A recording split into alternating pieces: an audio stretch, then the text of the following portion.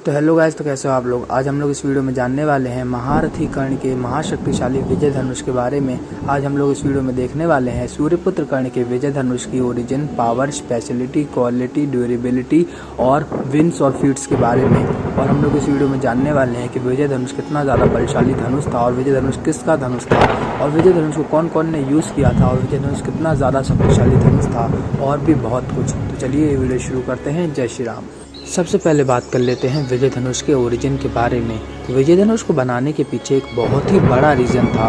वो रीज़न ये था कि भले ही उस समय बहुत ही ज़्यादा महाशक्तिशाली धनुष अवेलेबल थे, जैसे कि शिव जी का पिनाक धनुष, नारायण का सारंग धनुष और ब्रह्मा जी का गांडीव धनुष, लेकिन देवों के देव महादेव एक ऐसा धनुष बनाना चाहते थे जो इन तीनों महाशक्तिशाली धनुषों से भी ज़्यादा शक्तिशाली हो और वो दुनिया का सबसे ज़्यादा शक्तिशाली धनुष हो।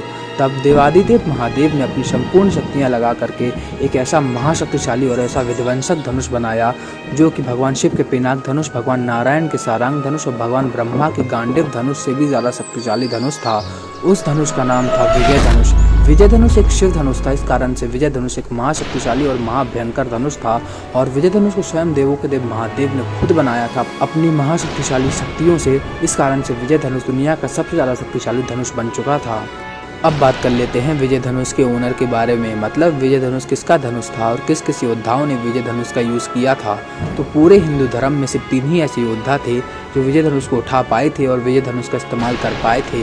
वह 3 योद्धा थे, पहले तो स्वयं देवों के देव महादेव, दूसरे भगवान नारायण के अवतार भगवान परशुराम और तीसरे महारथी कर्ण। पूरे इतिहास में सिर्फ ये 3 ही ऐसे योद्धा थे जो महाशक्तिशाली विजय धनुष को उठा पाए थे और विजय धनुष को धारण कर पाए थे और महाभयंकर और महाप्रलयंकारी विजय धनुष का इस्तेमाल कर पाए थे। और इन तीनों के अलावा और कोई चौथा ऐसा योद्धा ही नहीं था जो विजय धनुष को उठा पाया था। अब बात कर लेते हैं विजय धनुष की ड्यूरेबिलिटी और क्वालिटी के बारे में। तो विजय धनुष की ड्यूरेबिलिटी और क्वालिटी बाकी सभी दिव्य धनुषों से बहुत ही ज़्यादा अच्छी थी। विजय धनुष एक शिव धनुष था, इसलिए ये बहुत ही ज़्यादा विशाल और बहुत ही ज़्यादा भारी धनुष था। इसको उठा पाना बहुत ही ज़्यादा मुश्किल था। ये एक पूरी तरह से अनब्रेकेबल धनुष था, इसको काट पाना असंभव था। कोई भी अस्त्र शस्त्र विजय धनुष को काट नहीं सकता था। यहाँ तक कि पाशुपतास्त्र, नारायणास्त्र, शांबावस्त्र और ब्रह्मदंड अस्त्र भी विजय धनुष को काट नहीं सकते थे। और विजय धनुष इकलौता ऐसा धनुष था जिसके धनुष के साथ साथ प्रत्यंचा भी अनब्रेकेबल थी। इससे हमें पता चलता है विजय धनुष की क्वालिटी और ड्यूरेबिलिटी दोनों ही बाकी सभी डिवाइन धनुषों से ज़्यादा शक्तिशाली थी।